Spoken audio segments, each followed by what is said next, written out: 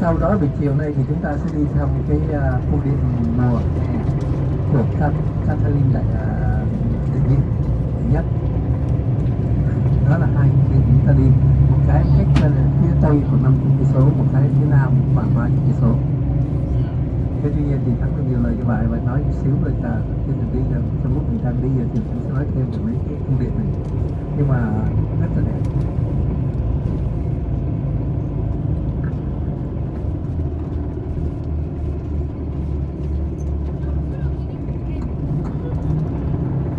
So good morning, dear ladies and gentlemen. I'm very glad to see you again. So I hope that you have got the new forces because of the yesterday dinner, today breakfast. I think so. Till yesterday night you enjoyed your walking, yes, to along Nevsky Prospect and. I guess that you enjoy the opening of the bridges, no? Okay. So today we also have very big program, because we have to visit two official summer residences of the royal family. And we'll start from Peterhof, that is located about 30 kilometers far from St. Petersburg on the very bank of the Gulf of Finland. It will take about 1 hour to get there. So first we'll go to visit the Grand Palace. So before we'll go inside, we'll get audio devices and first certainly we'll go to the restroom because it will take about 1 hour inside. We'll have the excursion inside the palace about 1 hour. According to the rules of this museum, it is not allowed to bring big bags inside. If you would like to take with you, we have to leave in the special camera in the cloak. It is allowed to make pictures, but without flash. And after that, after Grand Palace, we'll have free time to go for a walk on the territory of Flower Park, because Grand Palace has two parks, Flower Park, where 150 fountains and 5 grand cascades are located. And Upper Park. No, Upper Park is smaller than the previous one. And I think so that at 12:15, 12:20, we will collect. I'll show you the meeting point, and we'll go to the bus and we'll go to visit Catherine Palace. It will take 1 hour to get there because it is located 40 kilometers far from Peterhof. And before we'll go to Catherine Palace because we have entering time 4:30 p.m. We'll go to have lunch in this restaurant.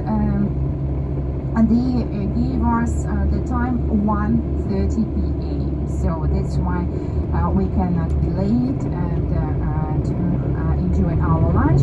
After that, before 4:30, we may go for a walk on the territory because there are a lot of greeneries. This small town named after Russian poet Alexander Pushkin. The town is Pushkin, where Catherine Palace is situated. Has a lot of parks, greeneries parks with beautiful architecture, and as the weather is fine, so we may go for a walk. According to the rules of the Catherine Palace, it is not allowed to bring big bags, also small, they will control every time. And water, it is not allowed to bring inside water. In amber room, it doesn't permit to make pictures because daylight is not good for amber, and in the others rooms in the halls it is allowed to make pictures but without flash, and it is not allowed to use the selfie sticks. And after Catherine Palace, we'll come back to the city where we'll have dinner. And I think that everything will be all right. And please don't forget to take care, especially outside, of your bags, wallets, pockets, cameras, and everything. and in Catherine Palace also. So no, these are our plans for today. I hope that you will enjoy your staying here in the suburbs of St. Petersburg, because the royal family left St. Petersburg Winter Palace for summer palaces from May up to October. And as I told you earlier, these areas, the suburbs of St. Petersburg, of Leningrad at those times, were occupied by the Nazis during the Second World War. So Nazis used to stay there for about more than 2.5 years. Yes, and as the order of Hitler was to destroy everything, and also the summer palaces, so many of these palaces, they were used by the Nazis like the barracks for the soldiers, like the storages for keeping horses, so it was so terrible, and all the palaces were almostly destroyed by the fire. Many of them were burned. But I should to say, the Soviet government, before the Second World War started, ordered to evacuate all the exhibits, all the masterpieces that belonged to the royal family to Siberia and to Urals. So that's why the interiors that we will see today in these palaces, they are new done. But the exhibits, the paintings, the furniture, porcelain, the gold, they are all original one. Original, yes, because the main question usually is, yes, is it original gold or not? It is original gold, but after the restorations works, that were lasted for about more than 30 years, when the Second World War finished, they used, due to the white and black pictures, due to the sketches, it was managed to make the restorations works like how they looked like before the Second World War started.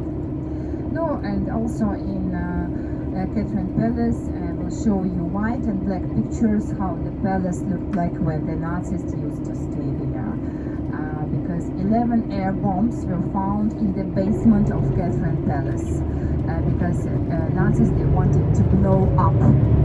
Yes, and no, the history of the famous amber room, I'll tell you inside the palace.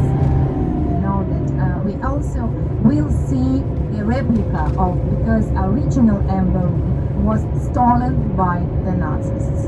And unfortunately, Soviet government, when the Second World War finished, the Soviet government sent several teams to find this famous amber room, but unfortunately without any success. And it was the decision to make the replica also due to the white and black pictures, because before the Second World War started, they were going to make some restorations works in amber room. And it took 30 years to restore, yes, to create this amber room. It's absolutely also unique, because this is only one in the world. Original couldn't find, unfortunately. No, but anyway, amber is the original one. Everything is original. So now as to Peterhof. Peterhof, I should to say that as St. Petersburg was constructed by Peter the Great, and like the naval capital of all Russia, and St. Petersburg was constructed during the Northern War, the war with Sweden. Peter the Great constructed several fortresses, like Peter and Paul fortress, where we'll go tomorrow, and some fortresses in the Gulf of Finland. And as he was Peter the Great, he was well educated. He studied in Holland, in Europe, in England, in France, Italy, and he constructed St. Petersburg like the European capital, and he took care about everything. And when he constructed another fortress in the Gulf of Finland, not far from Peterhof, he used to stop in Peterhof, in this place, and after construction of this fortress by the water. And he was so amazing of this place of Peterhof, and also after him visiting Versailles in France, he was very inspired. And he wanted to construct there on this place in Peterhof his famous naval official residence with the fountain system. And in 1714 he started the construction of this residence. Peter the Great, he was very simple person, and he didn't like to live in big palaces, but as he was the emperor of Russia, so he had to have yes, the palace, just to show to many foreigners, to the ambassadors, how rich and great wasn't this Russia. So and as to him, he ordered to construct to him very small building not far from the bank of the Gulf of Finland, nearby the sea.